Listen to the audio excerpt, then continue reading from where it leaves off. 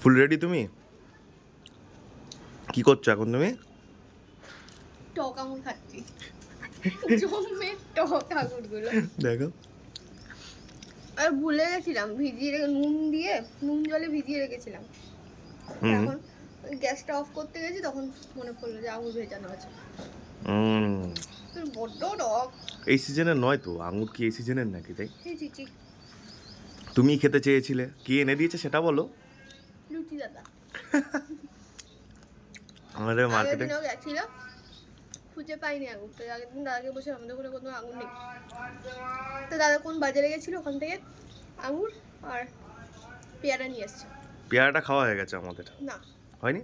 ও, সেই বড় বড় ডাসা ডাসা পেয়ারা। ওই রাখা আছে আর হুম, দুপুরে খাবো।